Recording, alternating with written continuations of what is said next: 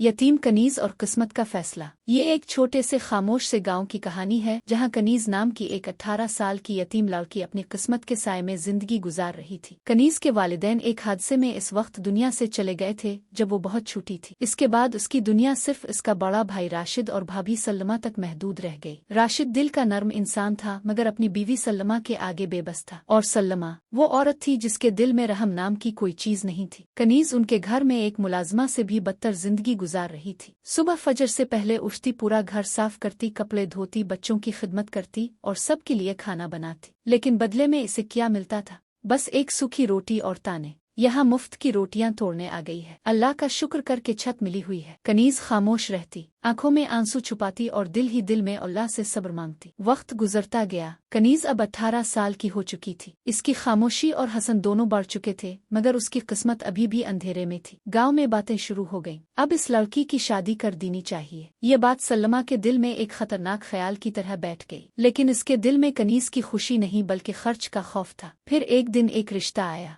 एक बूढ़ी औरत ने आकर कहा, शहर के बड़े अमीर आदमी है, नाम है सेठ जमाल अल्दीन, उम्र तकरीबन 70 साल है, बीवी का इंतकाल हो चुका है, औलाद भी नहीं, बीमार रहते हैं, बस एक ऐसी बीवी चाहते हैं जो उनकी खिदमत करे। सल्लमा के कान खड़े हो गए, और सबसे बड़ी बात, वो बहुत बड़ी रकम मेहर में देने को तैयार हैं, कोई जहेज नहीं चाहिए। ये सुनकर सल्लमा के चेहरे पर लालच की चमक आ गई। 70 साल का बूढ़ा बीमार, मतलब ज्यादा दिन जिंदा नहीं रहेगा और साथ ही पैसा भी मिल जाएगा। इसने फौरन फैसला कर लिया। राशिद को मजबूर किया गया और कनीज की मर्जी जाने बगैर उसका निकाह सेठ जमाल अल्दीन से तय कर दिया गया। जब कनीज को बताया गया तो वो जैसे टूट गई। भाईजान, क्या मेरा कसूर सिर्फ ये है कि मैं यतीम हूँ? अगर उम्मी अबू होते तो क्या वो मुझे एक बूढ़े के हवाले कर देते? राशिद कुछ ना बोल सका, इसकी खामोशी ही जवाब थी। कनीज ने रोते हुए अल्लाह से कहा, अगर ये मेरी किस्मत है तो मुझे सब्र दे। निकाह हो गया। कनीज एक ऐसे घर में पहुंच गई जहां इसे डर था कि इसकी जिंदगी अब खत्म हो चुकी है, लेकिन वहां जाकर इसने जो देखा वो इसकी सोच से बिल्कुल मुख्तलिफ था। सेठ जमाल अल्दीन एक सख्त मिजाज नहीं बल्कि एक खामोश, थके हुए और बीमार दिल के इंसान थे। वो कनीज से सख्ती नहीं करते थे बल्कि एहतराम से बात करते थे। वक्त गुजरता गया। कनीज ने पहली बार किसी घर में इज्जत देखी, पहली बार सुकून महसूस किया। वो उनकी खिदमत करती, दवा देती और उनका ख्याल रखती, और आहिस्ता आहिस्ता एक अजीब सा रिश्ता बनने लगा, ना मोहब्बत का, ना खौफ का, बल्कि खामोश अपनाइयत का। सेठ जमाल अल्दीन कनीज की मेहनत और सब्र से बहुत मुतासिर हुए।